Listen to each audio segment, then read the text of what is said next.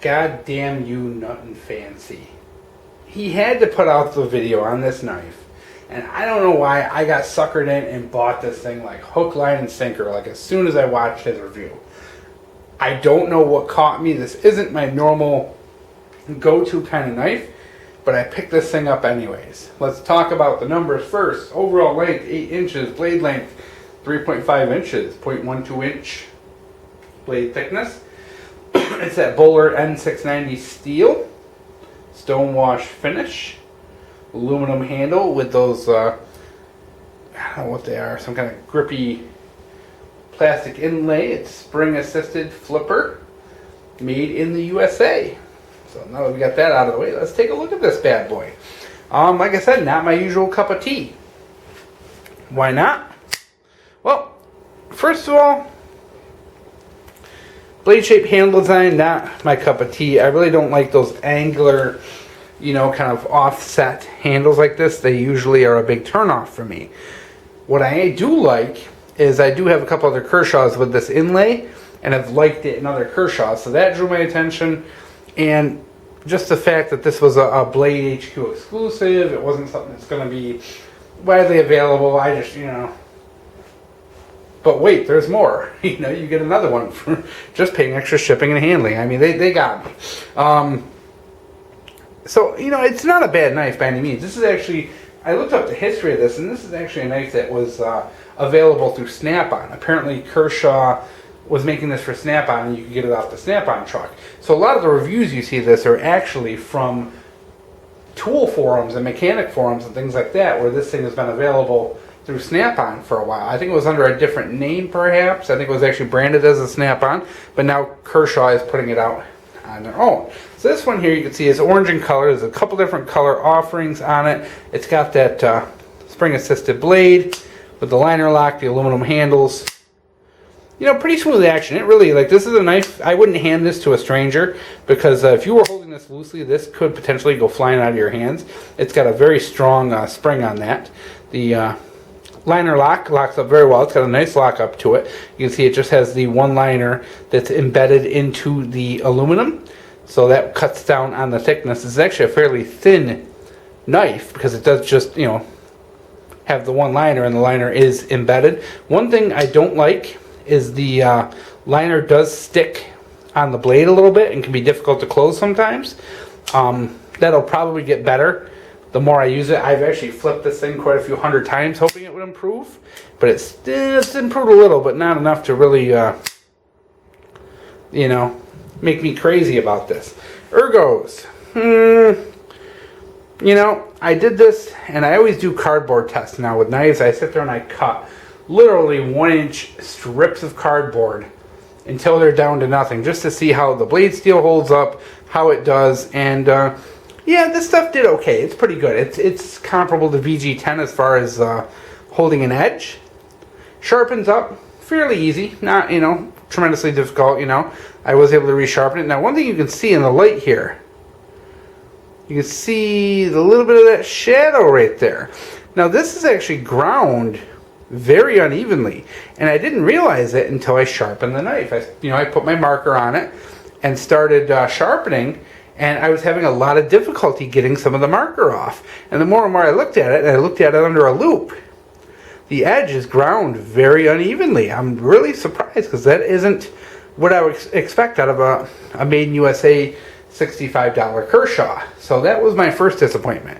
Is it going to sharpen out? Yeah. You know, with use, that's going to sharpen out, and it's not going to be a long-term issue.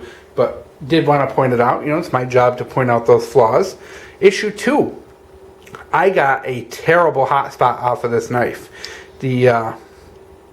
When cutting this section right here, dug terrible into my hand. And you can actually see a little bit, like, around my ring there, where there's actually, you know, like still a little bit of like a scab there, a little bit of a callus, where this thing dug into my hand so bad that it actually roughed my hand up to the point where this has been a couple of weeks now, and you can still see, you know, what it did to my hand there. It definitely created a hot spot in my hand. You know, it's yeah, they should, you know, if they would have ended this grippy stuff maybe here, you know, it would have been fine, but it just, you get that, and that, you know, that's where you lock your hand in, and it does, and it rubbed that absolutely raw. You know, it fits the hand okay, but the problem is when you hold this knife and that weird angle, you know, kind of lends itself to this kind of cut.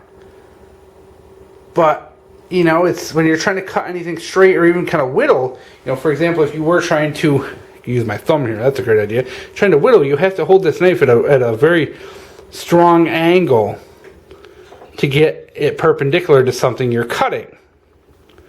So if you are going to use that for that whittling, fine close-up work, you have to bear in mind that you have to hold that knife at a weird angle to even get to there. So that's another knock for this guy.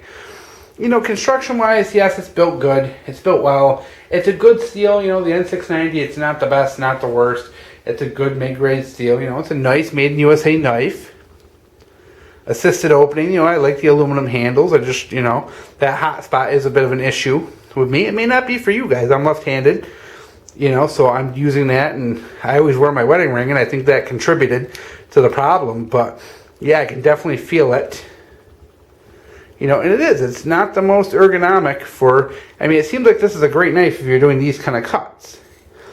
If you're doing that, but not for using that close-up part of the blade. And furthermore, sharpening, because of this right here. Sharpening this last little bit of the blade, you do have to hold it at a weird angle to sharpen that. So, a lot of weird stuff going on with this knife. You know, it's decent quality, guys. It's good quality. It's just, it's not for me. You know, I mean, there's going to be people who are going to get, and you see right now the blade is, that liner lock was kind of jammed. That happens. You know, this thing locks up. And I don't know if there's a burr on there. I probably should take it apart and see. But it does, it can be a little difficult to disengage the liner lock at times. So at some point, I'm definitely going to have to tear it apart, take a look at it, and see what's going on there. It looks like you have two options, left or right-handed carry, tip up for it. As I mentioned before, open pillar, construction, flipper only, no thumb studs. You know, not bad, not terrible. Pocket clip's great. I love that pocket clip. Really nice deep carry pocket clip. Holds very well. You know, good quality. Really like it.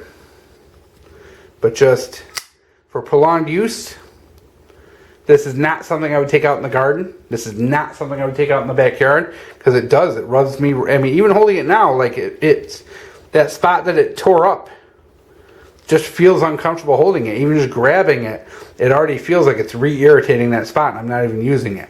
So yeah, guys. I mean, you know, like, forget, you know, your hands are different than mine. You may have a whole different experience, but yeah, I bought it. You know, I wanted to try it. It was made in USA. I was all like, woo, you know, made in the USA.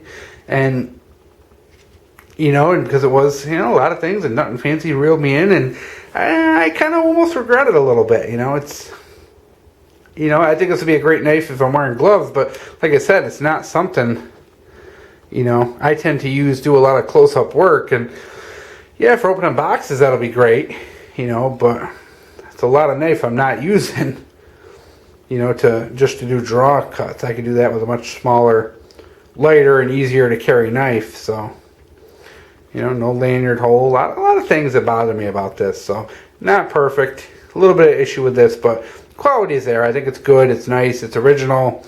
You know, it's just that ergos on this, I would recommend you put one of these in your hand before you buy it.